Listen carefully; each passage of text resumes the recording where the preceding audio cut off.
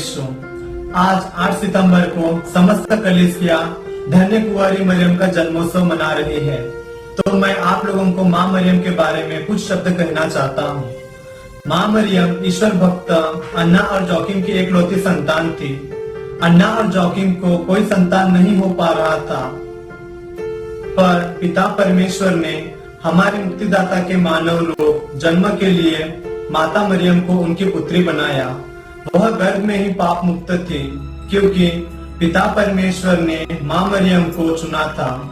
इस मानव जाति के कल्याण के लिए माँ मरियम संपूर्ण मानव जाति के कल्याण करता हमारे प्रभु यीशु की माँ बनी।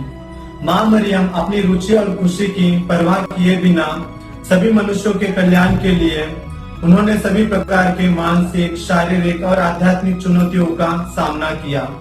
सभी कष्टों को धैर्यपूर्वक सहन किया। उन्होंने हर कार्य में ईश्वर की इच्छा की खोज की और अपने को एक दासी के रूप में ईश्वर को समर्पित किया। हे क्रिस्त की माँ होकर भी एक आदर्श माता की भूमिका निभाई। प्रभु यीशु के क्रूस पर मरते समय उनके शिष्यों ने साथ छोड़ दिया, परंतु माँ मरियम उस घोर कष्ट और पीड़ा में भी यीशु के विश्वसनीय बनी रहे।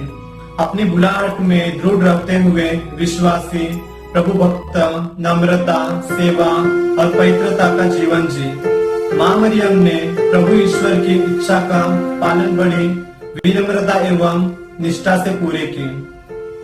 क्रूस पर मरते हुए यीशु द्वारा संपूर्ण मानव जाति के लिए दी गई हम सबों की आध्यात्मिक माँ है।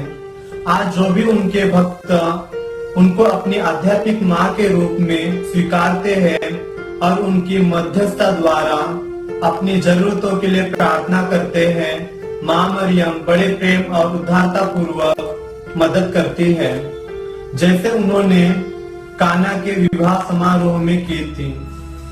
आइए प्यारे भाइयों और बहनों, धन्य कुंवारी मरियम के जन्मदिन पर हम उनके बेटे बेटियां ईश्वर को धन्यवाद दें, खुशी से उनका गुणगान गाएं, हमारे जीवन सदा साथ देने और मध्यस्थ बनने के लिए धन्यवाद दें।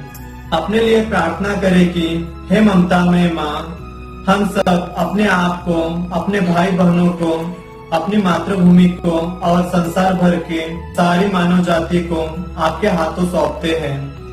हे प्यारी माँ, हम पर तेरा शासन रहे, ताकि हम सब अपने विपत्तों में, आनंद और दुख में, बीमारी में, जीवन और मरण में निरंतर हम तेरी निजी संतान बनी रहे। हे अति दयालु माँ, हम समस्त विश्व में प्रभु की शांति और प्रेम स्थापित करना चाहते हैं। विश्वास में दृढ़ता, जीवन में पवित्रता, ईमानदारी द्वारा और माँ मरियम के प्रिय पुत्र प्रभु यीशु को स्वामी बनाकर माँ मरियम को खुश कर सके।